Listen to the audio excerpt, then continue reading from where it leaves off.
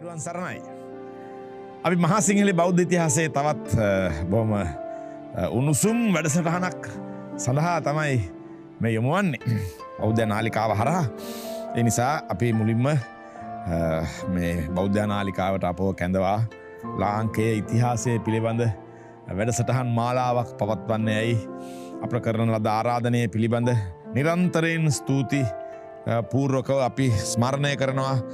අපවත් වදාළ දරණාගම කුසල ධම්මා අභිධාන නායක හම්දුරුවන් උන්වහන්සේ අපවත් වූ තැන් පටන් මේ වැඩසටහන අපි පවත්වන්නේ උන්වහන්සේට පින් පිණිසයි. උන්වහන්සේට අජරාමර නිවන් සම්පත්තිය අත් වේවා කියන තිර අධිෂ්ඨානයෙන් තමයි අපි මේ වැඩසටහන කරගෙන යන්නේ. එලෙසින්ම උන්වහන්සේගේ අධිකෘතිය නිවැරදිව වටහාගත් වර්තමාන පරිපාලනය වර්තමාන බෞද්ධ නාලිකාවේ අධ්‍යක්ෂ ධූරන්දර බොරලැන්දේ වදිරඥාන නායක හම්දුරුවෝ නිරන්තරයෙන් අපට මඟ පෙන්වමින් අප අනුශාසනා කරමින් එමගේ හිම තවදුරටත් ගමන් කරන්නට ලංකාවේ ටෙලිවිෂන් නාලිකා අතර මේ රටේ ඉතිහාසය වංශකතා ගතව දීර්ඝ වැඩසටහන් මාලාවක් ලෙස පවත්වන එකම වැඩසටහන බෞද්ධ නාලිකාව තුළ පැවැත්වීම පිළිබඳ උන්වහන්සේ ඉතාම සතුටු වෙමින් මේ වැඩසටහන ඔබ වෙනුවෙන් පවත්වන්නට අපව යොමු කරනවා. ඒ නිසා අපි උන්වහන්සේටත් පින් දෙනවා. අද අපි සාකච්ඡා කරන්නේ මම හිතනවා මේ මාධ්‍යකාරයෙක් හැටියට මට ටිකක් වැදගත් වෙන රජ කෙනෙක් ගැන කියලා. අපි මේ සාකච්ඡා කරමින් ඉන්නේ කාලිංග වාංශික නිස්සංක මල්ල ශ්‍රී නිස්සංක මල්ල කියලා නම් සඳහන් වෙන රජුරුවන් පිළිබඳ. එතුමන් රජකම් කරන්නේ වසර 9ක පමණ කාලයක්. නමුත් එතුමන් මේ මාධ්‍යය පිළිබඳ විශ්වාස තැබූ රජ කෙනෙක්. දේශපාලනඥයින් රජවරුන් අතර එහෙම මාධ්‍යය පිළිබඳ විශ්වාසය රඳවලා මාධ්‍යමය ජීවිත ගත කරපු අය බොහොම අඩුයිනේ. ඒ අතර මොකද මම එහෙම කියන්නේ නිශ්ශංක මල රජුරුව තමන්ට සමාන්තරව තමන්ගේ මේ වසර 9ට සමාන්තරව මාධ්‍යමය පැහැදිලි කිරීමක්. අද අපි එක මාධ්‍යයක් ලෙස ගත්තොත් ප්‍රකාශනයක් නේ වකට අදාළව සෙල්ලිපි පිහිටුවීම. ඉතින් එතුමන් කොහෙද ගමන් කරන්නේ ගල්වඩුරාල කෙනෙකුත් මේ ඒ කියන්නේ එතුමන්ගේ ජනමාධ්‍ය කණ්ඩායම වෙන්නේ නැතිනේ. ගියේ කොහාටද මොනවද කළේ මොනවද ප්‍රකාශය එතුමන් කවුද කින්ද මන්ද යන වගේ ගල්වල කොටමින් අවුරුදු 9ක් රජකම් කරනු ලැබුවා. ඒ නිසා මේ වන විට සෙල්ලිපි 35ක පමණ ප්‍රමාණයක් නිශ්ශංක මල්ලගේ නමින් තා විශ්වාසවන්ත ලෙස සොයාගෙන තිබෙනවා. තව ඉදිරියට තව කොයි විදිහට සෙල්ලිපි අපට හමු වෙයිද දන්නේ නැහැ. මේවා කැණීම් වලින් මතුවන්නේ.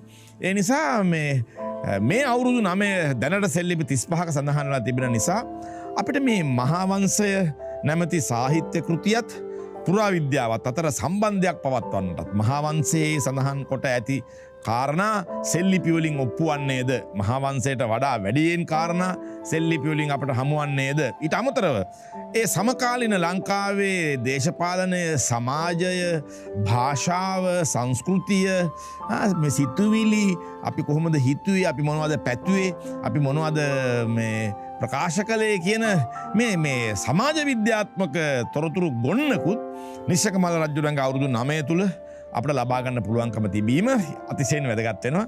ඒ නිසා අපි අද සූදානම් වෙනවා එතුමන්ගේ සෙල්ලිපි ආශ්‍රිතව එතුමන් පසු කළ එතුමන් ගත කරපු දේශපාලනික වසර 9 සහ ලංකාවේ ඉතිහාසය පොළොන්නරු යුගය පිළිබඳ සාකච්ඡා කරන්නට. ඒ නිසා ඒ සාකච්ඡාව කරුණු සහිතව දත්ත ගතව ඔබ වෙත ඉදිරිපත් කරන්නට අපට හැකියාව ලැබෙන්නේ මගේ මේ ගෞරවනීය විද්වත් මණ්ඩලය හේතු කොටගෙනයි. මේ වැඩසටහනේ සාර්ථකත්වයේ මූලික භාරකරුවන් ඒ විද්වත් මණ්ඩලයයි. ඒ නිසා මගේ ගෞරවනීය විද්වත් මණ්ඩලය ඔබට හඳුන්වා දෙමින් මම මේ වැඩසටහන පටන් ගන්නේ හරිම ආඩම්බරෙන්.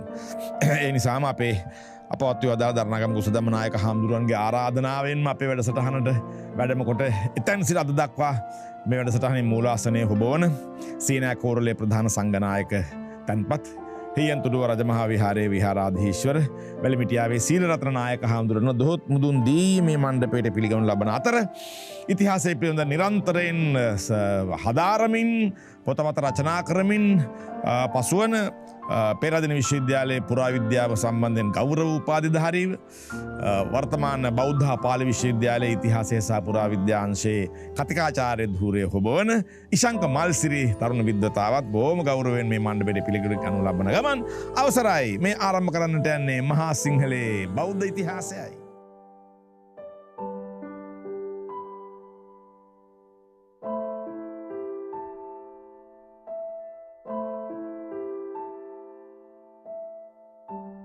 අයිබාන් නිශංක මහත්තයා අපේ හාමුදුරනේ මටනං නිශංග මල් රජ්ජුරු අවුරුදු 9ක් රජකම් කළත් මේ මහා යුද්ධ ආදී කටයුතු කර බවට සඳහන් නැතත් පරාක්‍රම බහු රජ්ජුරු ළඟින් පරාක්‍රම බහු නැමැති මහා වීරෝදාර රජ්ජුරු මහා ප්‍රකට ලංකාවේ රජවරු අතර ශ්‍රේෂ්ඨතම රජවරයෙක් ලෙස අවිවාදයෙන් පිළිගනුන රජ්ජුරුවන්ට පසු පැමිණෙන රාජ්‍ය කෙනෙක් හැටියට එතුමන් සමග සංසන්ධනය කොට හොඳ නරක සාකච්ඡා නොකළත් එතුමන්ගේ මේ සෙල්ලිපිමය ක්‍රියාපිළිවෙත නිසා අද ඉතිහාස සාකච්ඡාවට තොරතුරු ගොන්නක් ලැබී තිබෙන කම තමයි අපිට තියෙන වැදගත්කම. අද අපි බලාපොරොත්තු වෙන්නේ එතුමන්ගේ සෙල්ලිපි හරහා මේ තොරතුරු සාකච්ඡා කරන්න. ඔබ වහන්සේගේ අනුශාසනාවකින් අපි ඒක ආරම්භ කරමු. ආරම්භක දවසේ අදත් අපි වෙනද වගේම අපවත්ති වදාළ දරණාගම කුසල ධම්මා විධාන නායක හාමුදුරුවෝ තාම ගෞරවයෙන් යුක්තව සිහිපත් කරමින් උන්වහන්සේට අපි පුණ්‍යානුමෝදනා කරනවා. ඒ වගේම වර්තමාන අධ්‍යක්ෂ දුරන්දර බොරලන්දේ වජිරඥාන හාමුදුරන්ටත් ඒ බෞද්ධ මාධ්‍ය ජාලයේ සියලුම කාර්ය මණ්ඩලයේ මහත්මීන් ඇතුළු ඒ හැමෝටමත් අපි පුණ්‍යානුමෝදනා කරමින් ශ්‍රවණය කරන ලක්වැස ලෝවැසි හැමෝටමත් යහපතක් හොඳක් වෙන්න කියලා අපි ප්‍රාර්ථනා කරමින් අපි සුපුරුදු ආකාරයට ඒ මහා සිංහල බෞද්ධ ඉතිහාස වැඩසටහනේ දැන් අපි කතා කරන්නේ මේ මහා පරාක්‍රමබාහු රජතුමා අභාවයට පත්ව වසර 10ක් වගේ ගෙවෙන කාලේ මේ වසර 10ක් වගේ ගෙවෙන කාලේ එනකොට දැන් තුන්වෙනි රජුරෝ මහා පරාක්‍රමබාහු රජුරෝ ඊට පස්සේ ආපහු දෙවෙනි විජයබාහු රජතුමා හයවෙනි මිහිඳු රජතුමා ඊට පස්සේ තමයි මේ නිස්සංග මල්ල රජතුමා මහා පරාක්‍රමබාහු රජතුමා මිය යනවත් එක්කම පහළ වුණු මහා පරාක්‍රමබාහු රජතුමාගේම නියමෙන් රාජ්‍යත්වයට පත්වෙන දෙවන විජයබාහු රජතුමාගේම කාලේ තමයි ආපහු මේ අප නිස්සංග මල්ල රජතුමා සෙල්ලිපිවල සඳහන් කරනවා දෙවන විජයබාහු රජතුමා විසින් නොත් එයා ගෙන්න ගත්තා කියලා. නිස්සංග මල්ල රජතුමාව එයා ගෙන්න ගත්තා කියලා දෙවන විජයබාහු රජුරුවන්ගෙන් පස්සේ එයාට රජකම ලබා දෙන්න ඕනේ. එහෙම එතකොට එයා සෙල්ලිපිවල ලියලා තිබ්බා මේ එයාගෙන් පස්සේ මට දෙන්න හිටියේ මේක කියලා. ඔබතුමා සඳහන් කළා මේ දැන් මෙතුමා මේ ජනමාධ්‍යය අරගෙන ගියපු කෙනෙක් හැටියට. ඉතින් ඒක ඇත්තටම හොඳයි. පුරාවිද්‍යාත්මක ගත්තහම දැන් සමහර සිද්ධි තියෙන අපිට ඡායාරූපයක් වේවා, සටහනක් වේවා, අස්තනක් වේවා. ඒක ඒ යුගයට වටින් නැතුණාට ඊට පස්සේ ඒක අවුරුදු 10ක් 15ක් ගිහපුවාම අවුරුදු 100ක් 200ක් ගිහපුවාම ඒක හරි වටිනවා. බම් බුදුරජාණන් වහන්සේ වැඩ ඉන්න කාලේ උන්වහන්සේ අපේ චීවරය කියලා. චීවරේ නූල් පොටක් ඒ කාලෙ එච්චර තමයි නෝට්ලා වෙන්න පුළුවන්.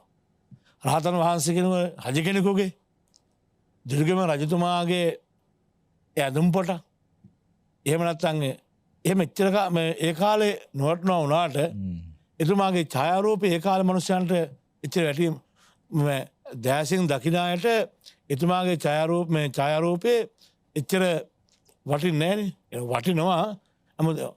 අද තියෙන තරම් වටිනාකමක් නෑනේ. අද ඒ ඡායාරූපය අපිට දකින්න තියෙනවා නම් කොච්චර වටිනවද? ඉතින් ඒ සේවය ඇත්තරම එතුමාගේ රූපත් කෙටෙව්වා. ඊට අමතරව එතුමා ආගිය තැන් පිළිබඳව කළා.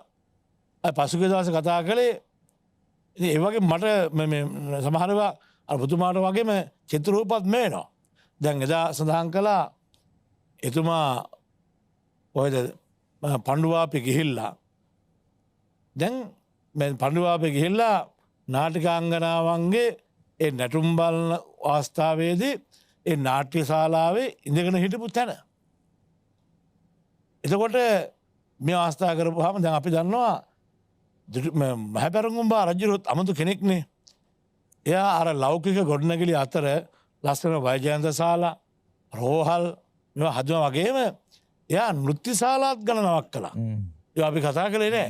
නෘත්‍ය ශාලා ගණනවක් එයා කළා මහපැරඟුම්බා රජුරු. එතකොට නෘත්‍ය ශාලා කරපුවා ගමන් එකක් අපිට හෙළි වෙනවා. කොහෙද? පොළොන්නරු එහෙ විතරක් නෙමෙයි. දැන් පණ්ඩුවාපි එහින ගොඩක් දෙවෙනි එයා මුල් යුගයේදීත් ඇවිල්ලා බලපුවාම ඒක තිබුණ මීට කලින් අපිට තිබුණා යුද්ධාසෙත් මේ නාටිකාවංගනාත් එක්ක නටුම් බලුවයි කියලා. එතකොට මේ ඇත්තම කලාලෝකයේ සහෘදෙක් වගේ. හොඳ සහෘදෙක්. මහපැරඟුම්බා රජුරු මේ යුද්ධ කරන අවස්ථාවේදීත් නටුමුත් බල එව්වත් එක තමයි ගියේ. එතකොට දැන් වල්ල නැටුම් බැලුවා කියලා. සරස්වති මණ්ඩපයේ හදුවෙතුමන්. ඔව්. එතකොට මට මේකදී තව කාරණයක් තමයි තව පැත්තක් අපි ගත්තාම දැන් මහපැරඟුම්බා රජුරෝ එහෙන් ගිහිල්ලා අවුරුදු ගාණක් කරනවා පොළොන්නරුවට. ඊට පස්සේ දැන් දෙවෙනි විජයබාහු රජුරුත් ආවා. මේ යුගයේ වෙනකන් එතකොට පණ්ඩුවාපයේදී මේ මාලිගා සංකීර්ණය තිබුණා. මේ මාලිගා සංකීර්ණය තිබුණ වගේම තමයි මේ වෙනකොට අපි දන්නවා විශාල ශාස්ත්‍රීයත්වයක් ඇති කළානේ දක්ෂිණ දේශේ. දක්ෂිණ දේශේ ඒක ඇත්තටම අරයාගේ මුල්ම නිර්මාණය කියන්නත් පුළුවන්. සංඝ බෙලිගලේ ඉඳන් සංඝනාලිත්තේ ඉඳන් මහා පැරකුම්බා රජුරෝ යන්නේ මේ පණ්ඩුවාපයේනේ. ගිහලා එයාගේ සියලුම අත්දැක බැලීම් කරන්න හේ තමයි. රිදී බැඳි අල්ල කරන්න හේ. වැව් විශාල සංඛ්‍යා 20 ගාණක් හදන්නේ හේ. එතකොට ඒත් එක විශාල පිරිසක් ජනාවාස කරනවා. ඒ ජනාවාස වෙච්ච අය ඊටාම ශාස්ත්‍රීයකව අර මහා වැව් වලින් කුඩා වැව් වලින් ඇලදොර වලින් මොනවාද මේ ඒකට ජල මාතිකා වලින් ඒ ශාස්ත්‍රීයකව ඊටාම නිදාසේ නාට්‍යයෙන් බලමින් ඒගොල්ලෝ බොහොම ස්වයංපෝෂිතව ජීවත් වුණා කියලා අපිට හිතන්න පුළුවන්. එතකොට අනිත් එක තමයි දැන් රාජධානී අවතන් වෙනවත් එක්කම අනුරාධපුරේ රාජධානී අවතන් වෙනවත් එක්කම එහෙන් මිනිස්සු මෙහාට ආවා. ඉතින් මහවැව කරුණාට පස්සේ මහවැව ඒව හදන්න කෙනෙක් හිටියේ නෑ. මහවැව අවශ්‍යතාවයක් උනේත් නෑ. කුඩාවකින් වතුර ටිකක් ජන නෑනේ මහා ලොකුවට කුරුස්කාරමාන්තේම කරන්නේ නෑනේ. ඒ හින්දා ඒගොල්ලන් පුණා කුඩාවැව හදාගෙන ඒකෙන් ඉන්න පිරිසගේ ගොවිතැන්පත් එහෙම කරන්නේ. ආ විශාල ජනගහනයක් ඉන්නවා නම් තමයි අර මහවැව ටිකත් හදාගෙන ප්‍රතිසංස්කරණය කරගෙන ඒ දේවල් කරන්න උනේ. ඉතින් ඔය පණ්ඩුවාව ප්‍රදේශයේ මහවැවුත් තිබුණා කුඩාවැවුත් තිබුණා ජනගහනයක් හිටියා. ඉඳා පොළොන්නරුවේ මේ ඒ වගේම ඒ උපරාජතුමා හිටපු දක්ෂිණ දේශ තාම ශාස්ත්‍රීයකව තිබුණා කියලා අපට හිතා ගන්න පුළුවන්. ඊව සම්බන්ධව අපිට හිතන්න හරි ඒ තොරතුරු ලැබෙනවා එකක් එකක්දී. දැන් ඒකට ඒ වගේම එදා සඳහන් කළා අපි ඔයද මේ සිරිපාදේ සම්බන්ධවම. ඊළඟට එතුමා කරපු සෙල්ලිපේ 30 ගාණක් පමණ සඳහන් කළායි කියවා. ඊළඟ තවත් කාරණයක් ඔය මාලිගා සම්බන්ධව ගත්තාම දැන් මෙයා රජකම් වල පත් වෙලානේ. දැන් මෙතුමා මොකද කරන්නේ? අර විජයබාහු රජුරෝ දෙවි විජයබාහු රජුරෝ හිටපු එයා ඝාතනය වුණා. ඒ ඝාතනය වුණාට පස්සේ දැන් මිහිඳු රජුලක දවස් ගානයි. දැන් අපි දන්නවා වෛජයන්ත ශාලා මුල් කරගෙන ඒ ඇතුලේ වෙනම ප්‍රශ්න ගොඩක් තියෙනවා. එතකොට මහපැරඟුම්බා රජුණන් කැමති පිරිසක් ඉන්නවා, නිසංගම රජුණන් කැමති පිරිසක් ඉන්නවා. එතන ආරක්ෂිත ස්ථානයක් උනේත් නැහැ. ඒ නිසා තමයි නිසංගමල්ල එයාට වෙනම මාලිගාවක් හදනවා. සමහර දෙවනි විජයබාහු රජුරෝ හිටියේ වෛජයන්ත ශාලාවෙන් වෙන්නේ නැති. මිහිඳු ඒ දවස් පහ මැරෙන්නේ ඒ ශාලාවෙන් වෙන්නේ නැති. හැබැයි නිසංගමල්ල රජතුමාට සැකයක් තිබුණා නිසා දොන්නේ එයා බොහොම ඉක්මනින් වෙනම හජමාලිගාවක් හදනවා වෛජයන්ත ශාලාව අත්හැරලා. වෛජයන්ත ශාලාවේ මෙවෙනකම් ජීවත් වුණා කවුද? ලීලාවතී රජිනියම. මෙවෙනකම් විතරක් නෙමෙයි නිසංගමල්ල රජුරුවන්ගෙනුත් ඊට පස්සේ තුන්වතාවක් රජ වෙලා. ඒ තුන්වතා රජුරු වෛජාන්ශාලාවේ ජීවත් වුණා. එහෙනම් වෛජාන්ශාලාවේ මහා පැරකුම්බා රජුරු මිය ගියත් එතුමාගේ බලපරාක්‍රමයේ වෛජාන්ශාලාව තුළ ක්‍රියාත්මක වුණා. ලීලාවතී රජුගේ බලපරාක්‍රමයේ දෙනු ජීබාහ මලාට මිහිඳු මලාට රජතුමා මලාට නිසංගම රජතුමා මිය ගියාට ලීලාවතී රජුගේ බලපරාක්‍රමයේ තවම එහෙම තිබුණා වෛජාන්ශාලාව තුළ. ඉව ඇතුළේ පක්ෂව හා විපක්ෂව දෙපිරිසම හිටපු නිසානේ. එතකොට එහෙම ඔන්න එක පැත්තක් වෙනවා. දැන් වෙනම ශාලා හැම හැදුවා. මාලිගාව වෙනම හැදුවා නිසංගම රජු. වෙනම නිසංගමල්ල රාජ සභාව. රාජ සභාවත් අරක ගත්තේ නැහැ. වෙනම රාජ සභාව හැදුවා. ඊට පස්සේ ආපහු සමහර තැන්වලදී මහා පරාක්‍රමබාහු රජු අභිභවා යන්න. දැන් අපි පොත්වල සඳහන් වෙනවා. මෙතුමා සඳහන් කරાવી මහා පරාක්‍රමබාහු රජු හැදව මාලිගාවේ වෛජාන්ශාලාවේ බැමිවල පළල මේ උදාහරණයක් වශයෙන් අපි අඩි 4ක් නම් නිසංගම රජතුමා එක බලාපොරොත්තු වුණා අඩි 5ක්වත් ලොක් කරන්න. ඊට පස්සේ නිසංගම රජුරුවන්ගෙත් දැන් එයාගේ දැන් රජමාල ඒ තැන් වලත් ඇවිල්ලා පිළිවෙලකුත් තිබුණා ඒ වගේ. දැන් ඒ වගේම දැන් අර රාජසභාවෙම ගත්තාම මේ මැති ඇමතුරු වාල්ලා හිටපු තැන් වල නම් ගම්පවා කොටලා තිබුණානේ. මම ඉදිරියට සඳහන් කරා මෙතුමා. ඊළඟට ආපහු එතුමාගේ ඔය ශිලාල මෙවා 30 ගානක් අතරතුර ගල්පොත කියලා අපි හඳුන්වන. මම හිතන්නේ එච්චර විශාල ශිලාලේඛනයක් ලංකාවේ හම්බෙන්නේම නෑ මම හිතන්නේ. ඒකදී අදටත් අපිට පෙන්වන්න පුළුවන් දෙයනේ මේ ගල්පොතේක පිටුවක් කියලා හරි අපේ ළමයින්ට නිකන් පොඩි අභිමානයක් ඇති වෙන්න. එච්චර විශාල ගල් මෙව එකක්. ඉතින් නෙමෙයි ලොකෙන් හරි අරගෙන ගියේ. මෙහින්තරේ ඉඳලා ඇදගෙන ගියා කියලා. මෙහින්තරේ ඉඳන් ඔතන අරන් ගියා කියපුවාම නිසංග බටයන් ලබාන කියනවා. ඔව් නිසංග බටයන් ලබා මෙහින්තරේ ඉඳන් ඔතෙන්ට අරන් යන්න ඒ වගේ යුගයක කොච්චර ලොකු පාරවල් තියෙන්න ඕනද කොච්චර මම එකයි කියන මොන තාක්ෂණයක් තියෙන්න ඕනද මේ පාර දිගේ ගලකින් ගල මේ අලිලා ලව්ව ඇදගෙන ගියා වෙන්න බෑනේ. එහෙනම් ඒක මේ දැන් අපි කන්ටේනර් යන්නේ ඒ වගේ අද අපිට ඒක මේ පොඩක් ඇලවුනොත් එහෙම තියෙනත් මොනවද පරිස්සමක් ගන්න වේද නේ. ඊට පස්සේ දැන් අර යට කොටස් ටික පොඩක් බෙවලා දිනවා පස්සේ එහෙම කියලා දෙනවා. නමුත් අපිට අභිමාණයෙන් පෙන්වන්න පුළුවන් නිසංගම රජුරුවන්ගේ ඒ ගල්පොත දැක්කහම අපිත් ඔය දහම් භාෂ ළමයි වරන් ගිහම මම විහිළුවට කියනවා මේ නිසංගම රජුරුවන්ගේ ගල්පොතේ ගල්පොත කියලා කියන්නේ ඒක එක පිටුවක් කියලා මම පෙන්නනවා. මොකද එහෙම අභිමාණයෙන් පෙන්වන්න පුළුවන්කම තියෙනවා. එහෙමයි ඔබ වහන්සේට බොහොම පිං. අපි පුරාවිද්‍යාඥයන් ලෙස නොවේ තාම සාමාන්‍ය අය ලෙස මේ නිසංගමල්ල රජුරුවන්ව හඳුනනවා එතුමන්ගේ සෙල්ලිපි හරහා. ඒ නිසා අපි මේ සෙල්ලිපි කියවීමට යමු විශාංක මම කැමති ඔබ ඒ පෙළගැස්ම ඔබ හදාගත්ත විදිහටම කොයි විදිහට අපි මේ වර්ෂානුවද අපි ගන්න එහෙම නැත්නම් වෙනත් මාතෘකාව විදක් විදිහටද මෙන්න අපි සහ මම හිතන විදිහට මම කියවලා තියෙන විදිහට ලංකාවෙත් සෙල්ලිපි 35ක් පිහිටවපු වෙන රජ කෙනෙක් නැහැ නේ. ඒ රජ අපිට හම්බ වෙන වැඩිම සෙල්ලිපි ප්‍රමාණයක් තියෙන රජු රාමේශ්වරේ ඉඳන් හොඳනකම නේ. ඔව් ලංකාවෙන් පිටත් මේ සෙල්ලිපි තියෙනවා. ඒ නිසා මේ ඔබේ විෂය ඔබ කැමති තැනකින් පටන් අරන් ඒක පවත්වගෙන යන්න. ඔව්. ඇත්තම මේ නිශ්ශංකමල්ල රජු පිළිබඳ ගාථා 9ක් පමණක් මහා වංශයේ සඳහන් වුණාට අපිට මාස ගාණක් කතා කරන්න තොරතුරු ඔහු ඉතුරු කරලා ගිහින් තියෙනවා. ඒ නිසා මමත් පුරාවිද්‍යාඥයෙක් විදිහට මට හිතෙන දේ තමයි අනේ අපේ හැම රජ කෙනෙක්ම නිශ්ශංකමල්ල ගුණ නම් කොච්චර හොඳද කියලා. තොරතුරු තියෙන අපිට. ඔව්.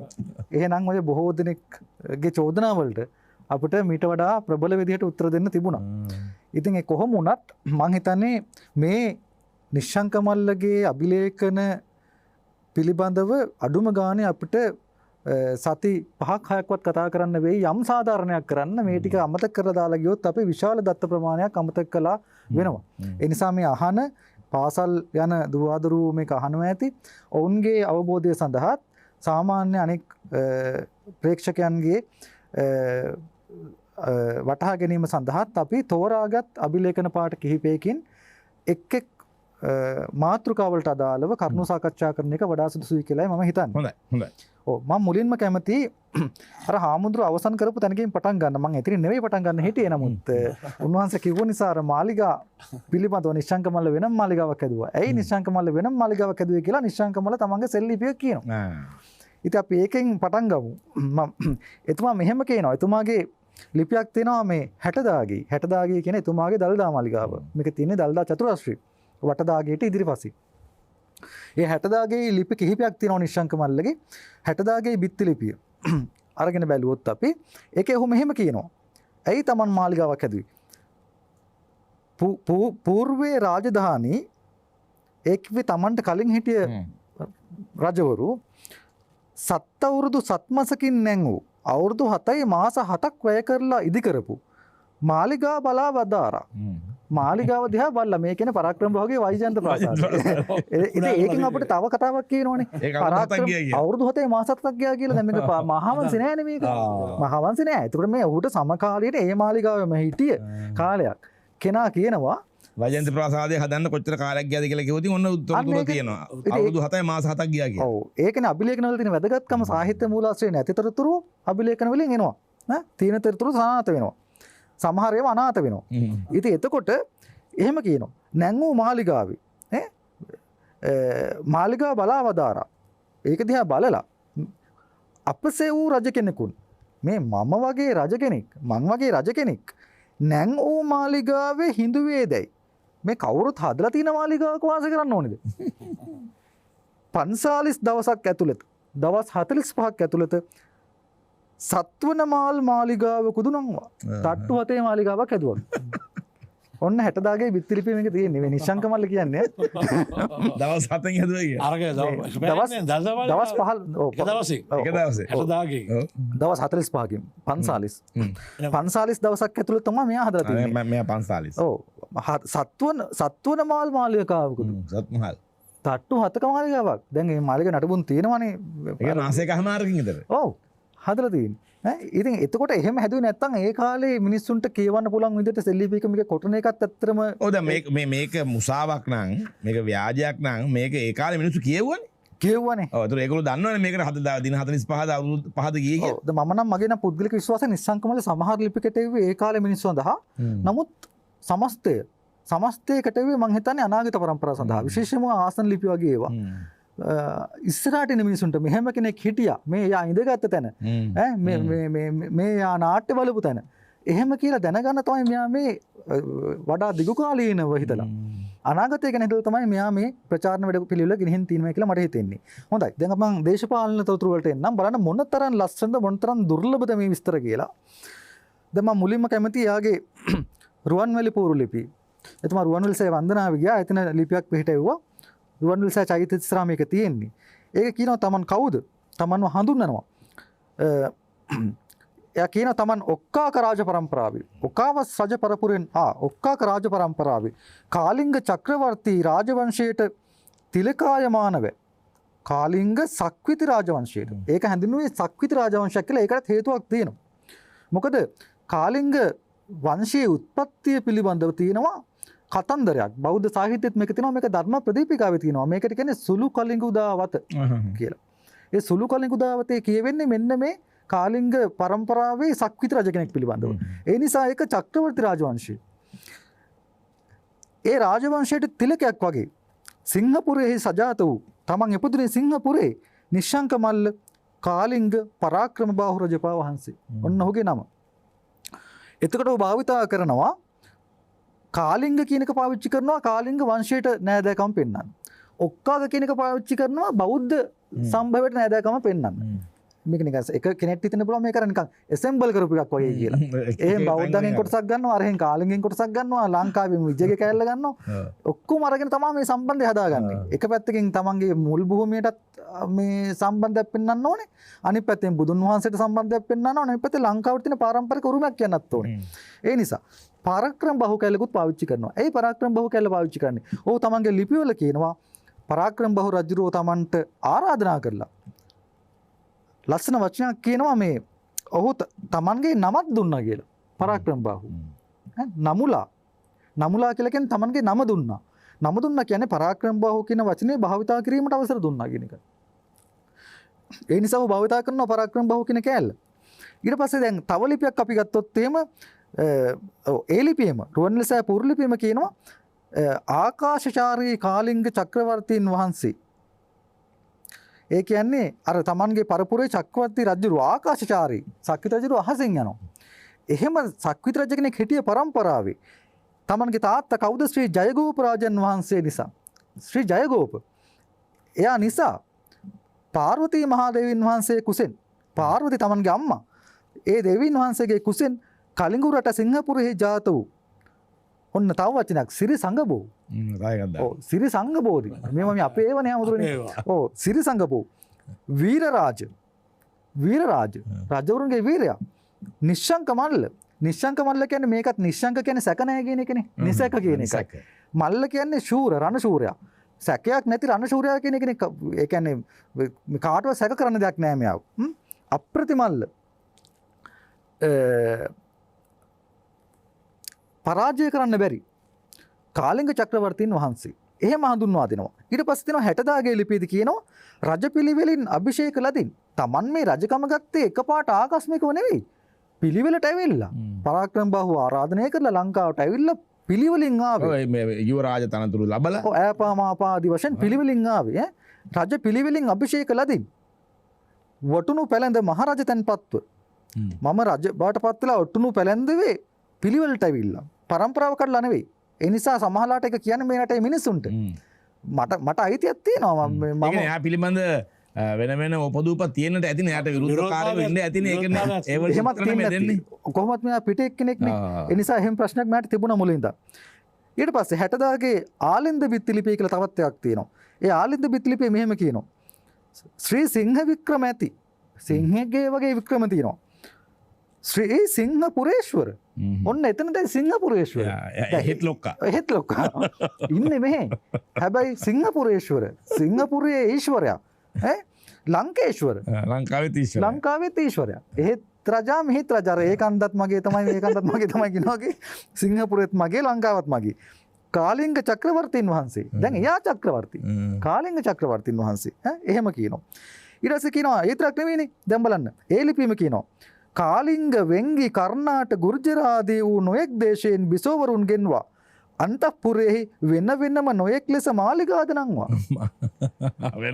අපේ සමහර හිතන්නේ නැවතුනේ අන්තපුරයක් කොම්නේ කුකුල් කොටකයි කියලා ගෙනල්ලා දාලා ඕනලාට පාවිච්චි කරනවා එක වර්ගීකරණයකට ලක් කරලා එක දේශවල ආය වෙන විදිහට වෙන භාෂිත ආය වෙන රඳවලා තියෙනවා ඒ අයට ගෞරවයක් දෙන්න එපා මේ කුමාරිකාව ගේන්නේ රජ පවුල් වලින් එතකොට මේ සාමාන්‍ය කාන්තාව නෙවෙයි ඒ නිසා ඒ අයගේ රාජකීය ගෞරවයට ගැලපෙන විදිහට වෙනම තැන්වල මාලිගා හදලා ඒ මාලිගාවල ඉන්න විදිහ අන්තපුරේ කොහොම වෙන්නේ නැද්ද මේ කර්ණාට ගුර්ජර ඊළඟට වෙංගි කාලිංග ඔය හැම තැනින්ම එහෙම කියනවා ඊට පස්සේ කියනවා ඒ තරක් නෙවෙයි මෙයා පාලනය කොහොමද නානාධිකරණයෙහි අන්‍යාය නිවාරණය කොට අන්‍යාය කියලා කියන්නේ නීත්‍යානුකූල නොවන කටයුතු නානාධිකරණයෙහි නොයෙකුත් අධිකරණයන් පිටේවද වර්තමානයේ නොයෙක් අධිකරණ තියෙනවනේ ආමුදුරනේ ඒ වගේ අධිකරණ නොයෙක් අධිකරණවල නීතිමය නොවන කටයුතු නිවාරණය කොට ඒව මැඩවැත්තුවා ඒ කියන්නේ නිත්‍යානුකූලව අධිකරණ විනිශ්චය කළා කියන එකයි මේ කියන්නේ ඊට පස්සේ කියනවා තමන් ලංකාවට ආවේ කුලජෙටු මහරජුගේ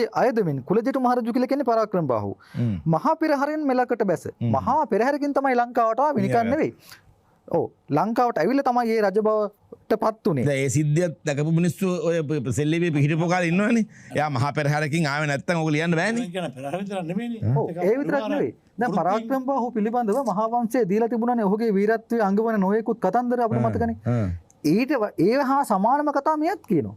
දැන් මේ බලන්න මේක දැන් ගල්පොත ලිපියේද කියන කතා. වටුණු මගුලෙහි සමාව අවසර මේ ශංක ගල්පොත ලිපියට යන්නට පෙර අපිට ප්‍රධාන පාලක මැදිරියට කාලය හඳු ඒ නිසා ප්‍රධාන පාලක මැදිරියට ගොඩවැදී આવුත් ඔබ මේ රසවත් පැහැදිලි කිරීමට යමත් නැවත යොමු වෙනවා.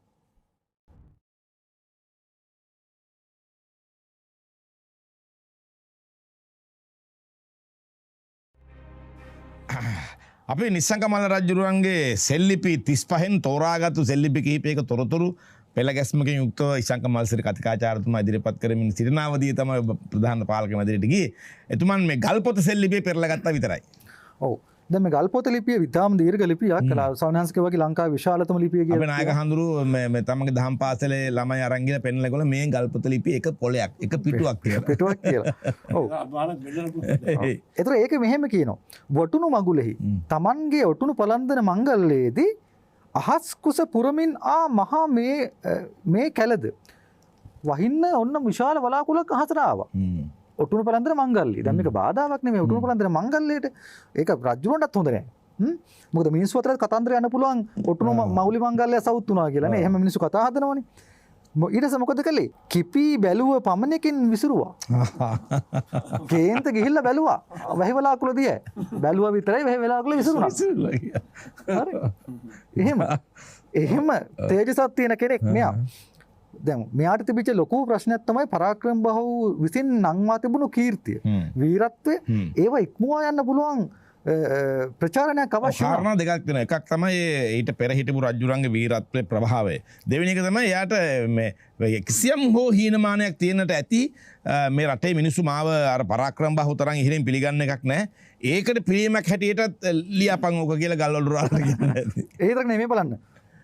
ක්‍රීඩා වනයේහි අර ක්‍රීඩා කරන්න යනවනේ වන කෙලියට උයන් කෙලියට ඉදිරියට කකාරා පිනු ඉස්සරහට ආවලු පැනගෙන ඇවිත් තියෙන්නේ කුරිරු සැඩ වැලසින්න වැලහින්නක් ආවලු ඉස්සරහට ඊට පස්සේ කියන සිය පිලුන් හා සමග පාපිට හෙළූ මහත දෑති අර වැලහින්නක් ආවා වන ක්‍රීඩා වලට යනකොට තමන්ගේ පැටවුත් එක්ක ආවේ පැටවුත් කියන වැලහින්න බොහොම දරුණුයි ඔව් පැනගෙන ආවා ඊට පස්සේ මොකද නිශ්ශංක මල්ල කළේ අරගෙන තමන්ගේ පාමුල හෙළුවා අර වැලින්නව පරාජය කළා ඒ තරම් මහා තද තෙද ඇති කෙනෙක් ඒක තියෙන ගල්පත ලිපි ගල්පත ලිපි ඊට පස්සේ කියනවා තව එකක් නිරුදක කතරෙහිද මේ නිරුදක කතර කියලා කියන්නේ වතුර නැති කතර කාන්තාරේ එහෙම කතරක යන්නකොට උනත් පෑන් උවමනවෙයි සිතූ කෙනෙහිම දැන් මට වතුර ටිකක් තිබ්බනම් හොඳයි කියලා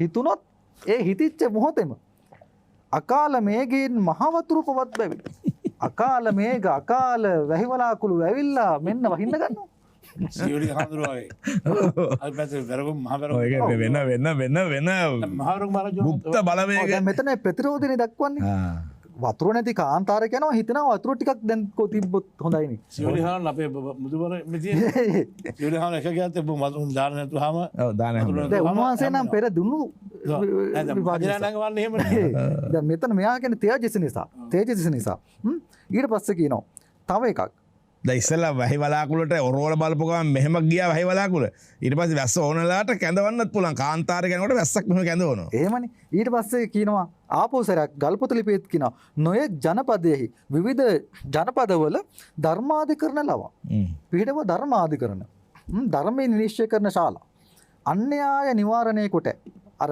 අනීතික කටයුතු මර්ධනය කළා ඒක නැවතත් කියනවා මේ සමහර ඒවා නැවත කියනවා මෙයා ඊට පස්සේ කියනවා බලන්න මේ අවවාද දෙනවා මිනිස්සුන්ට කොහොමද රජුරු ගැන හිතන්න ඕනේ හරිම ලස්සනයි ඈ බලන්න කොච්චර නිර්මාණශීලීද රජදරුවන් මනුෂ්‍ය රූපයෙන් සිටියද රජවරු ඉන්නේ මිනිස් රූපේ ඇවිල්ලා එහෙම ඉන්නවා උනාට නර දේවතා හේන් මිනිස්සුන්ගේ දෙයියෝ නර දේවතා කියන්නේ නරයෝ කියන්නේ මිනිස්සු නර දේවතා හින්දා දෙවියන්සේ දැක්ක යුතුයි දේව සංකල්පය අපි මනුස්ස රූපෙක ඉන්නවා හැබැයි අපි මමතක කරන්න එපා අපි නර දේවතා අපි දෙවියන් ඔබලගේ දෙවිවරු ඒ නිසා අපිට සලකන්න ඕනේ කා විදිහටද දෙවිවරු විදිහට සලකන්න ඕනේ අපිට හරි ඊට පස්සේ පක්ෂපාතීත්වය ඇති කරන මිනිස්සුන්ට ඒ කියන්නේ එක පැත්තකින් මේවා ඇතුළේ තියෙනවා යම්කිසි ගැබ්බෙච්ච මේ තර්ජනාත්මක ස්වරූපයකුත් තියෙනවා මේ සොඳුරු තර්ජනයක් තියෙනවා මේවේ ඊට පස්සේ ආයෙ කියනවා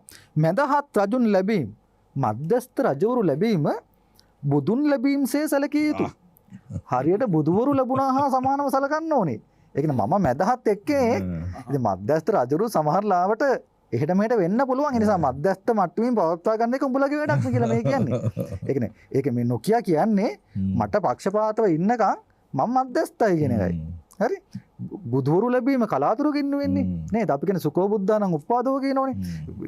බුදුරුන්ගේ උපත සැපයක් වෙන්නේ හරියම කලාතුරකින් කල්ප ගානකින්. මධ්‍යස්ථ රජවරුත් එහෙමයි හැමදාම නෑ. හැම තැනම පහළ වෙන්නේ නෑ. ආව පරිස්සම් කරගන්න නැත්තම් නරක මිනිහා කියන්න එපා කියලා කියන්නේ ඔය. ඔව් සමහරවිට කලින් හිටිය එක්කෙනා මධ්‍යස්ථ නෑ ඇච්චර. එහෙම නෙමෙයි කියන්නේ. නොකිය කියන්නේ. ඒතර මම මධ්‍යස්ථ කෙනෙක් කියන එකයි මේ කියන්නේ. ඊට පස්සේ කියනවා රජදරුවෝ වරදට සුදුසු නිග්‍රහ කරන්නාහු රජවරුන්ට කේන්ති ගියාම මේ වැරදි වලදී රජවරු මේ ඒ වැරද්දට සාධාරණ නිග්‍රහයක් කරනවා දඬුවමක් දෙනවා. ශරීරයේ රෝගයකට වෙදහු කරන පිළියමක්සේ හිත හිතින් කරන්නාහ. අපි මේ තරහින් නෙමෙයි කරන්නේ. වෙදෙක් ඇඟේ තියෙන ලෙඩකට බේත් කරනකොට රෝගියාට රිදෙනවා. නොත ඉත සිතින් කර කරන්න හිත සිතින්. ඒ නිසා මේ මම උඹලට දඩුවම් කරන වුණාට තරහකට නෙවෙයි මේ කරන්නේ. උඹලා ගැන කරුණාවෙන් මෛත්‍රියෙන් කරන්නේ කියන එකයි මේ කියන්නේ. හරි? ඊට පස්සේ කියනවා අකටයුත්තෙන් වලකා අපායෙහි නොහිය දෙන්නාහ. රජවරු මිනිස්සුන්ව තමන්ගේ ජනතාව අකටයුත්තෙන් වලකා මේ පෞකාර වැඩවලින් නොකළ යුතු වැඩවලින් වළක්වනවා. වළක්වලා මොකද කරන්නේ? අපායෙහි නොහිය දෙන්නාහ. උඹලා මේ අපායේ වැටෙන්න යනකොට අපි මේ අපායේ වැටෙන්න දෙන්නේ නැතුව තියාගන්න උත්සාහ කරනවා. ඒ නිසා මේ අකටයුතුකම් කරන්නේ නැහැ කියලා මේ කියන්නේ. අනවශ්‍ය වැඩ කරන්න එපා. කටයුත්තේ යොදා. අපි උනන්දු කරනවා මිනිස්සුන්ව මේ කරන්න ඕන වැඩ තියෙනවනේ ඕන තරම්. වැඩ කටයුතු. ඔව්. රාජ්‍යරුවන්ට වැඩ කරන්න ඕනේ, සමාජ වැඩ කරන්න ඕනේ, පින්කම් වැඩ කරන්න ඕනේ. ඒවා තියෙනවනේ. කටයුත්තේ යොදා. සගමොක්දගෙන දෙන්නාහ. අපි උඹලට ස්වර්ග මොක්ෂ සම්පatti ගෙනත් දෙනවා. දිව්‍ය ලෝකය යවනවා. නිර්වාණ පුරයට යවනවා. එහෙම කරන්නේ රජවරු. ඊට පස්සේ කියනවා රජුන් හිඟි නොරැක්ක. මේ රජවරු දෙන හිඟි තියෙනවනේ. රජුන්ගේ උපදෙස් ඒවා නොරැක්ක. රකින්න නැති උන් ඉන්නවා. එහෙම අය මිනිස් ලොව නිරාසයේ වෙසෙයි. මනුෂ්‍ය ලෝකේ ජීවත් වෙනවා. හැබැයි ජීවත් වුණාට කොහොමද නිරාසයේ වෙසෙයි? අපායේ ඉන්නා වගේ තමයි ඉන්න වෙන්නේ. මනුස්ස ලෝකේ හිටියත් අපායේ ඉන්නා වගේ තමයි ඉන්න වෙන්නේ. රජවරු කියන්නේ අහන්න නැති අය. ඒකයි මේ කියන්නේ අනතුරුම කිවීමක් කරන්නේ. ඉඟි රැක්ක සමහර අය ඉන්නවා ඉඟි රකින්නවා. මේ කියන විදිහට ජීවත් වෙනවා. එතකොට දෙව්ලොව සේවිසෙයි. දිව්‍ය ලෝක වගේ ඉන්න පුළුවන්. අපි කියන විදිහට හිටියොත්. ඊට පස්සේ කියනවා රජදරුවන්ට ගන්නා දුක් සමහර අය ඉන්නවා රජුරුන්ට බොහෝම බජපක්ෂපාතීව ජීවත් වෙන මිනිස්සු. දුක් ගන්නවා කියලා අපි ඒකට කියනවා. සුවයට වපුරන බිජුවටය. ඒවා හරියට මේ තමන්ගේ මේ සුවය පිණිස තමන්ගේ පැවැත්ම සුවය යහපත පිණිස වපුරන බිජුවටය. බීජ වගේ. ඉතින් හොඳ බීජ වැපුරුවොත් හොඳ අස්වනු හම්බ වෙනවනේ. හම්බ වෙන වපුරන ප්‍රමාණය වගේ කීප ගුණයකින්. ඒ වගේ තමයි රජවරුන්ට බයපක්ෂපාතීව හිටියොත් එහෙම සෑහෙන සැප සම්පත් හම්බ වෙනවා. බලන්න මේක කොච්චර ලස්සනද? රජුන්ගේ රහස් දෙඩීම්. ඔය සමහර අය ඉන්නවා රජවරුන්ගේ රහස් හොයාගෙන ඔබ තැන තැන උපදූප කියවනවා ගිහිල්ලා. රහස් එලි කරනවා. රජුන්ගේ රහස් දෙඩීම් මරහු එන්නට මතුරන න්‍යාය. ඒවා හරියට නිකන් මාරයාට එන්න කියලා මතුරන මන්ත්‍ර වගේ. රජවරුන්ගේ රහස් තැන තැන මතුරන එක. හරි? එතන මේ කියන්නේ රජුන්ට විරුද්ධව කුමන්ත්‍රණ මරනවා කියන එක මේ කියන්නේ. උඹලා විසින් මරු කැඳවා ගන්නවා කියලා කියන්නේ. මරහු එන්නට මතුරන න්‍යාය. මාරයාව ගෙන්න ගැනීමක්. ඒක රජුන්ගේ රහස්. රහස්. ඒ හින්දා රාජ රහස් හොයන්න එපා කියන්න එපා කියන එකයි මේ කියන්නේ. ඉතින් ඒ කියන්නේ අපි මේක තේරුම් ගන්න ඕනේ ඒ කාලේ තිබිච්ච තත්ත්වය මොන වගේද මේ සමාජය තුළ කියලා. ඊට පස්සේ කියනවා රජුන්ට දිවි දෙනුවී සමහර වෙන ජීවිත පරිත්‍යාගයෙන් කටයුතු කරන රජුන්ට. යශස් ශරීරයෙන් කීර්ති නැමැති ශරීරයෙන් බොහෝ කලක් සිටින්නේය. උන් මැරෙනවා තමයි. හැබැයි ඒගොල්ලන්ගේ කීර්ති ශරීරය බොහෝ කාලයක් පවතිනවා. අපිත් කියන්නේ රූපං ජීරති මච්චානං නාම ගොත්තන්න ජීරති කියලා. ඒ රජුරන්ට පක්ෂපාතව හිටියොතින් මැරෙන්නේ නැහැ. ඒතකොට දිව්‍ය ලෝකේ ඉන්න වගේ මැරුණොත් එහෙම රජුර වෙනුවෙන් කීර්ති ශරීරය තියෙනවනේ. ඒක බොහෝ කාලයක් තියෙනවා. ඊට පස්සේ කියනවා හදිසි රජුරු මලොත්. දැන් රජුරු ඉන්නකන් රාජාඥාව මලොත්. ඊට පස්සේ කියනවා මෙහෙම ඔවුනුදු නැතහොත් ඒ කියන්නේ රජවරු නැතොත් මැරුණොත් බිසෝවරුන්ගේ ආඥායෙහි පැවැත රක්ෂා කටයුතු. අපේ බිසෝවරු ඉන්නවා. අපි මලොත් බිසෝවරුන්ගේ අනානුව හිටපල්ලා. එහෙම ඉඳලා ආරක්ෂා කරපල්ලා. උනුදු නැත. බිසෝවරුත් නැතුණා කියලා අපි හිතමුකෝ. උනුදු නැත. එවුනුත් නැත්තම් මහරජුන් පයලු වහන් මාත්‍රය කුදු. රජුව කකුල දාපු සෙරෙප්පු දැක්කේදනේ. ඒක සිංහාසනයේ වඳින්න කියලා කියනවා. රජතන්හි තබා රාජ්‍ය රැකිය යුතු. බලන්න ඒක වැදගත්නේ. ඒ වහන් මාත්‍රයක් හරි රජතන්හි තබා සිංහාසනයේ තියලා ඒක රජ කියලා සලකලා රාජ්‍ය රැකිය යුතු. මේ රට රකින්න ඕනේ. ඒක අපිට රජෙක් ඉන්න බෑ ආමුද මේ අද වෙලා තියෙන වෙන්නේ අපිට රජෙක් නෑනේ. වගුරාම අනේ කොහොම වෙන්නේ? ඒකනේ බියනේ ඔබට රජෙක් ඉන්නේ කියලා කියන්නේ. ඒක තමයි. ඒ කියන්නේ යම් කිසි විදියකින් රජුරෝ මිය ගියොත් හෝ රජුරු නැතුව කියලා ගියොතින් රජෙක් පහළ වෙනකන් ඒ රාජ්‍ය ආරක්ෂා කරන්න. එහෙම තිබුණානේ. දැන් මට මතක මොකද්ද රාමායනේ මං හිතන්නේ ඒක අවස්ථාවකදී මේ මිරිවැඩි සංගල සිංහාසනය තියලා තමයි රට කරන්නේ මේ රාමෝවිනන්දුකේද එතකොට මේ එක නාමවාට රජාට සංකේතයක් නේක මිරිවැඩි සංගල නෙවෙයි එතකොට ඒකත්තර මේ පාරිභෝගික ධාතු වගේ මේ ඔහුගේ සංකේතයක් වෙනවා එතකොට එහෙම රාජ්‍ය රකින්න ඕනේ බලන්න මේක කප්පරුක් පිහිටි තැන කල්පරුක්ෂ පිහිටන්න ඕනේ තැන්වල විෂරුක් හින්දුවන්නාසේ මේ කල්පරුක්ෂ පිහිටන්න ඕන තැන්න විෂගස් හානිකරගස් හිටුවනවා වගේ කාලිංග වංශයට හිමි ලක්දිව ලංකාවයිට අයිති කාලිංග වංශයට ඉතර කාලිංග වංශය තමයි කල්පරුක්ෂ බුද්ධ ශාසනයට ප්‍රතිපක්ෂ මේ බුද්ධාගම බුද්ධ ශාසනයට විරුද්ධ අබෞද්ධ චෝඩ පාණ්ඩ්‍යාදී රජුන් නොපිහිට විය යුත්තේ ගේනනම් එපා චෝල පාණ්ඩ වගේ වුන් දැන් මේ සිංහල රජෙක් ගැන නෙමෙයි බලාපොරොත්තු කාලිංග නොයනවා නම් චෝල පාණ්ඩයන් හරියන්නේ නැහැ කියන එක. එහෙම හරියන්නේ නැහැ. යා කියන්නේ මෙතනදී ගේන්න ඕනේ බෞද්ධෙක්.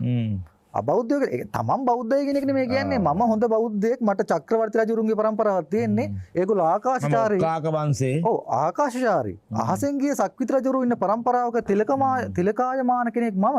ඒ නිසා අබෞද්ධයෝ ගේන්න එපා. කියන එකයි මේ කියන්නේ. ඊට පස්සේ බලන්න ඊට පස්සේ කියනවා එතුමා කරපු මේ පරිපාලන වැඩ මොනවද කියන එක රුවන්වැලිසෑය පූර්ව ලිපියෙන් කියනවා. එතුමා රුවන්වැලිසෑය වන්දනාවට ගිහිල්ලා පිටවපු ලිපියේ එතුමා කියනවා පරාක්‍රම බහු රජුරුවන්ගේ කාලේ එතුමා පූර්ව රාජ චාරිත්‍රිකම දඩගත්තා. පරාක්‍රම බහු රජුරුව. ඒතර අපි දන්නවා දඩ ගන්න ඕනේ බදු අය කරන්න ඕනේ පූර්ව චාරිත්‍ර අනුකූලව. එයා ඒක ඉක්මවා ගියා. අති දඩ කියලා තියෙන්නේ. අති දඩ වැඩිපුර දඩ ගත්තා. ඊට පස්සේ ඒකෙන් මොකද්ද මිනිස්සු පීඩිත වුණා. පීඩිත අතරේ මිනිස්සු දිලිඳු වුණා. දිලිඳු වැගොස් මිනිස්සු දිලිඳු බවට පත් වුණා. සොරකම් කොට මිනිස්සු පටන් ගත්ත හොරකම් කරන්න. ජීවත් වෙන බොහෝ ජනයා මිනිස්සු එහෙම ජීවත් වෙනවා බොහෝ ජනයා හොරකම් කරලා. ජීවිතාශා හැර හොරකම් කරන්නේ මේ මිනිස්සු හොරකම් කරන්න ජීවිතය ගැන තියෙන ආසාවත් අත්හැරලා වුණොත් මරනවා. ධනාශාවෙන් වේදයි. අනේ මේ මිනිස්සු මේ හොරකම් කරන්නේ සල්ලි වල තියෙන ආසාවෙන්නේ කියලා. රන් රිදී මසුරන් මුතුමැණික් වස්ත්‍රාභරණාදී උන් කැමති වස්තු හා සරක් ගම්බිම්දී අබේදී සොරකම් හරවා. මිනිස්සු හොරකම් කරන්නේ සල්ලි නැති හින්දා ධනෙ නැති හින්දා. දැන් අද තියෙන තත්ත්වය අපිට තේරුම් ගන්න පුළුවන් නේ. ඒ නිසා එහෙනම් මේ මිනිස්සුන්ව මරලා හරියන්නේ නැහැ. දෙන්න ඕනේ. ඒ මිනිස්සුන්ට දෙන්න ඕනේ. නැති මිනිස්සුන්ට දෙන්න ඕනේ. එතකොට උන් හොරකම ආසාවට කරන්නේ නැහැ කවුරුවත්. මිනිස්සු හොරකම අත්හරිනවා. ඒ නිසා එහෙම දීලා මිනිස්සුන් හොරකමින් ඈත් කෙරෙව්වා. ඊට පස්සේ මේ කියන්නේ රුවන්වැලිසෑය ඉස්සරහා. අපේ රජු රුවන්වැලිසෑය ඉස්සරහා එහෙම මේ කියන්නේ අනුරාධපුරේ පිහිටපු සෙල්ලිපිය. ඔව්. ඊට පස්සේ කියනවා වැඩියක් සමෘද්ධව ගතමනා වේදයි. මිනිස්සුන්ගෙන් බදු අය කරනවා නම් වැඩිපුර එහෙම ගන්න ඕනේ සමෘද්ධිමත් භාවය ඇති කළාට පස්සේ. සමෘද්ධිමත් භාවයේ තියෙනකොට ඕනේ මිනිස්සුන්ගෙන් වැඩිපුර බදු ගන්න. මේක නම් බොහොම සමාජවාදී කීමනක්. ඔව් එහෙම හිතලා අවුරුදු ගණනකට අය හැරවදාරා. අවුරුදු ගානකට අය බදු ගැනීම අත්හැටෙව්වා. දැන් ඔය ඇවිල්ලා අනුරාධපුරේනේ. දැන් මේ පොළොන්නරුවේ නෙමෙයිනේ. දැන් අනුරාධපුරේනේ රුවන්වැලිසෑයනේ ඔක පිහිටවන්නේ. ඒත් සමහරට අනුරාධපුරයේ ඔය වෙන විට වල් බිහි වෙලා දුප්පත් වෙලා තිබුණා වෙන්නටත් පුළුවන් නේ. ඔව් නමුත් මේ කියන්නේ අතහැර දැමූ ප්‍රදාශයක් වෙලා තිබුණා වෙන්න පුළුවන්. ඒ නිසා ඒ වගේ ඒ බඳු මිනිසුන්ගෙන් බදු ගන්න එක නෑ මේ ප්‍රකාශය කරන්නේ සමස්ත ලංකාව සම්බන්ධයෙන්. එතකොට එයා මුලින් කලේ ඒ කියන්නේ මෙයා කියන්නේ දැන් දැනට ලංකාව සමෘද්ධ නෑ. ඒ නිසා මිනිස්සු දුක්ඛිතව ඉන්නවා. ඒ නිසා මිනිසුන්ගේ ආර්ථිකය ශක්තිමත් කරන්න ඕනේ. ඒන් පස්සේ බදු ගන්න ඕනේ. එහෙම කියලා ආර්ථිකය සමෘද්ධිමත් වෙන්න තමයි මේ අවුරුදු කිහිපයක් අවුරුදු 6ක් විතර කාල පරිච්ඡේදයක් බදු ගන්න එක නවත්තන්නේ. ඔව්. ඊට පස්සේ කියනවා මා දවසේ මගේ කාලේ කාත් කවුරුවත් නොසිඟා හිඟා කන්න නැතුව සුවසේ විසුව මැනවෙයි. හිඟා කන්න නැතිව හොඳට ජීවත් වෙන්න ඕනේ කියලා. පෙර රජදරුවන් නොකළ විරූ ලෙස පෙර කවුරුත් කරපු නැති විදිහට තුලා භාර නැගෙමේ සිතා වදාරා. ඔන්න තුලා භාර නැග්ගා. තමන්ගේ බරට අපි දන්නවා මීට කලින් පිටවපු දෙවඩංගල ලිපි පරාක්‍රම බාහු. ඔහුත් කියනවා තමන් තුලා භාර දුන්නා කියලා. එහෙනම් මොකද්ද මේ පෙර නොකළ ලෙස කියලා කියන්නේ? ඒ රජවරු තුලා භාර දුන්නේ ඒ රජවරුන්ගේ බරින්. නිශ්ශංක මල්ල දෙන්නේ එහෙම නෙවෙයිනේ. නිශ්ශංක මල්ල දෙන්නේ තමන්ගේ පුතා බිරිඳ දුව සමහර තැන් තියෙනවා 8 දිනා තුලාවේ නැගලා දීපු දැන්. ඒ නිසා තමයි මේ පෙරාය නොදුන්න විදිහට කියලා කියන්නේ. බර වැඩි වෙනවනේ එතකොට. ඒතර දින ප්‍රමාණය වැඩි වෙනවා. ඒ විදිහට මහා දාන වර්ෂා පවත්වා දාන වර්ෂා මේවා අපි අහුවේ අර වෙස්තන්ත්‍ර ජාතකෙන් ඉස්සර දාන වර්ෂා දාන නැමැති වර්ෂා වැහි වැස්සෙව්වා. ඊට පස්සේ කියනවා පෙර රජුන් ඊට පස්සේ කියන තුන් රජයේ පැදකුණු කොට ලංකා තුන් රජය කියලා කිව්වේ රුහුණු පිහිටි මායානේ මේ තුන් රජයේ පැදකුණු කොට ප්‍රදක්ෂිනා කරලා ඒ කියන්නේ මේක ගියා ඇවිද්දා ඒ කියන්නේ නිශ්ශංක මල්ල කියන්නේ මහා පොළොවේ හිටපු රජ කෙනෙක් නෑ ඒ තුන් මේ රුහුණු මායා පිහිටි තුන් රජය පැදකුණු කළා කියලා අපිට අහු වෙනවනේ හැමතැනම සෙල්ලි පිහිටියේනේ ඔව් සියලු ජල දුර්ග ගිරි දුර්ග වන දුර්ග පංක දුර්ග හා ගම්බිම් බලා මේ සියල්ල නිරීක්ෂණය කළා. සමහර අයගේ දේශපාලනික දැනීම සඳහා වෙන්නත් පුළුවන් මේව නිරීක්ෂණය කළේ අධීක්ෂණය කළේ. ලෝක ශාසන සමෘද්ධ කොට ලෝක ශාසන දෙකම සමෘද්ධිමත් කළා කියලා 60 දාගේ ලිපිදියා කියනවා. ඊට පස්සේ ආයෙ කියනවා මේ විදිහට ගෑණියක් මේක කියන්නේ 60 දාගේ බිත්ති ලිපි ගෑණියෙක් කාන්තාවක් නවරත්න පිරි කරඬුවක් ගෙන යනමුත් ගෑනු කෙනෙක් කරඬුවක් අරන් යනවා. නවරත්න සහිත. ඒකේ තියෙනවා නවරත්න. මණික් නවයක්. එහෙම ගෙනියනවා වුණත් තෙල කුමක්දයි නොකිර න්‍යායේ. රාජ්‍ය නිෂ්කන්ඨ කොට. කවුරු හරි කෙනෙක් මොනවද උඹේ අතේ තියන්නේ කියලා අහන්න නැති තරමට. රාජ්‍ය නිෂ්කන්ඨ කොට නිෂ්කන්ඨ කියන්නේ කටු රහිත කළා, බාධා රහිත කළා. ඒ කියන්නේ ගෑනු කෙනෙක් නවරත්න පිරිච්ච කරඬුවක් අතින් අරගෙන යනවනම් කොච්චර දෙයක් වෙන්න පුළුවන්ද? ඒක පැහැර ගන්න පුළුවන්. කිසි කෙනෙක් අහන්නෙත් නැහැ ඔය මොනවද කියලා. කවුරුවත් අහන්නෙත් නැහැ. අහන්න නැත්නම් අහල වැඩක් නැහැ. නවරත්න කියලා දැනගත්තත් ඒ මිනිස්සු ගාව තෝන්තරන් සම්පත් තියෙනවා. ඒ කියන්නේ එච්චර සමෘද්ධිමත් කළා කියන එකයි මේ කියන්නේ. ඒ විතරක් නෙවෙයි. ඊට පස්සේ කියනවා මෙහෙම ගල්පොත ලිපියෙම සිත්ගත් බහුජනයා තමන් කෙරෙහි අදහසක් ඇති කරගත්ත ජනතාව වෙන තමන් සිතේ ඇති ස්නේහය පක්ෂපාත කොට දෙවිදි. තමන්ට පක්ෂපාතීකමින් තමන් කෙරෙහි ඇතිවන ස්නේහයෙන් ජීවිතය පවා දීලා ගෙවම් හයි වෙලා ගන්නා පරිද්දෙන් ඒ විදියට ජීවත් රජ්ජුරුව වෙනුවෙන් අපි ජීවිතය උනත් දෙනවා කියලා. ජීවත් වෙන පරිද්දෙන් ජනානුරංජන ගුණෙහි අගතැන්පත්ව ජනානුරංජන ඒ කියන්නේ ජනතාවගේ සිත් ඇත ගන්නා ගුණේ ජනතාව ආකර්ෂණය වෙන ගුණයෙන් අගතැන්පත්ව එහෙමයි ජීවත් වුනේ නිශ්ශංක මල්ල. ඊට පස්සේ බලන්න දැන් ඊට පස්සේ දීර්ඝ විස්තරයක් කියන ඔහුගේ රාමේශ්වර ආක්‍රමණය පිළිබඳව ඒක අපි වෙනම ඒකත් කියන්නේ රාමේශ්වර වලත් එතුමන්ගේ සෙල්ලිපිය පිහිටවලා තියෙනවනේ. සෙල්ලිපියකුත් පිහිටවලා තියෙනවා. ඉතින් මේ වගේ මේ මොහුගේ පාලන කටයුතු සම්බන්ධයෙන් නොයෙකුත් කරුණු මම මේ කරුණු කීපයක් විතරයි උපුටගත්තේ සෙල්ලිපි කීපයක්. ඔව් දැන් මේ ඉතිහාස විචාරකයෝ ගන්නේ දැන් ඉතා ඕනම කෙනෙක් අගය කරනවා මේ නිශ්ශංක මල්ලෝ සෙල්ලිපි ප්‍රමාණය පිහිටුවීම පිළිබඳ. නමුත් මෙහි ඇති අතිශෝක්තීන් සහ තමා හුවා දැක්වීම. ඒවා තර්කගෝචර නොවීම යථාර්ථ නොවීම ඒවා නිකන් සාහිත්‍ය නිර්මාණවල වගේ වර්ණනා විශේෂක්‍රාන්ත ඇතුළත් වීම නොතිබුණා නම් මේවා ඉතාම වටිනා දේශපාලනික පැහැදිලි කිරීම කියලා තමයි විචාරකයෝ මේක පිළිගන්නේ මේ පිළිබඳ නේ. ඔව් නමුත් ඔය අදහස මහාචාර්ය රෝහන් දිරා සමහර තැන්වල ඉදිරිපත් කරලා තියෙනවා. නමුත් ඒක නෙවෙයිනේ අපි බලන්න ඕනේ. අපි බලන්න ඕනේ කියන දෙයට වඩා කියවෙන දේ. ඇයි නිශ්ශංක මල්ල මෙහෙම කියන්නේ? ඒකෙන් බලාපොරොත්තු වෙන්නේ මොකද්ද? එතකොට ඒ සමාජයට මේ ප්‍රකාශනය වළංගුනේ කොහොමද? මේ වළංගු නැති ප්‍රකාශනයක් නම් ඒ සමාජයට ඔහු ඉදිරිපත් කරන්නේ සහ මේක අපි ඓතිහාසික වාර්තාවක් ලෙස ගන්නකොට අපි මේක කියන තියෙන දේ එහෙමම පිළිගන්නවද නැද්ද කියන එක නෙමෙයිනේ. ඔබ කියන විදිහට ඇයි මේක මෙහෙම ලියුනේ? ඒකනේ ਵਿਚාරයට අදංගු වෙන්නේ. ඒ නිසා එකක් තමයි ගන්න තියෙන්නේ අර මහා පරාක්‍රම බඳු ප්‍රතාපවත් රජ කෙනෙක් ළඟට මේ විජාතිකව පැමිණීම. ඒතකොට ආගන්තුක බව නැති කර ගැනීම. දෙවෙනි එක මේ ඒ රජුරන්ගේ කීර්ති කදම්බයට ලං වෙන්නට නම් මේ රටේ ජනතාව තුළ තමා පිළිබඳ ලොකු කීර්තියක් සකස් කළ යුතුයි කියලා හිතන එක. ඒ වගේම දැන් උතන කියන විදිහට තේරෙනවනේ සමහර තැන්වල මේ කාලිංග වංශිකයන්ට විරුද්ධව ලංකාවේ ගැටලු තියෙන්නට ඇති කියලා. ඒ නිසා ඔහු පුන පුනා කියන්නේ කාලිංග වංශය නැත්තම් බලු කපුටෙක් හරි කාව හරි මේ සෙරෙප්පු දෙකක් හරි තියලා රජකම් කරන්න නැත්තම් බලු කපුරු ගානට යන කාලිංග වංශිකෙක් නිසා සහ තව ඉස්සරහට කියනවානේ මේ ගොවි කුලේ අයට රජකම උරුමම නැහැ කියලා. ලංකාවේ ඉන්න ගොවියෝනේ. ඒතර ගොවියෝ ශ්‍රේෂ්ඨ මිනිස්සු වශයෙන් ඉන්න ඇතිනේ. ඒතර ඒ නිසා අන්න එහෙම තව බොහෝ තොරතුරු අපිට මේ සෙල්ලිපි හරහා දැන කියා ගන්න පුළුවන් වෙනවා. අපි ස්තුතිවන්ත වෙනවා මේ ඉශංක මල්සිරිට මේක ඉතාම සරල ලෙස මේ කාරණා කීප ඉදිරිපත් කිරීම පිළිබඳ. නමුත් මං හිතන්නේ අපිට නිශ්ශංක මල්ලගේ සෙල්ලිපි 35න් තව බොහෝ තොරතුරු හොයාගන්නට වෙනවා. ඒක අත්‍යවශ්‍ය කාරණාවක් වෙනවා. නමුත් කාලය අවසන් වන නිසා අපි ඒක ලබන සතියකට කල් තියමු. අපි ලබන සතියේත් නිශ්ශංක මල්ලගේ සෙල්ලිපි ඇසුරෙන් තියෙන එන සමාජය, ඒ සෙල්ලිපි වලින් එන සමාජ විද්‍යාත්මක තොරතුරු, දේශපාලනික තොරතුරු, සංස්කෘතික තොරතුරු ඒවත් අපි කියවමු. ඒ නිසා අපේ නායක හඳුනන්ට පින් දෙමින් ඉශංක මල්සට ස්තුතිවන්ත වෙමින් අපි ඔබෙන් සමුගන්නවා. ලබන සතිය හැම වෙන බලාපොරොත්තු වෙන ඔබ සැමටම ආවඩා ආයු බොහෝ වේවා.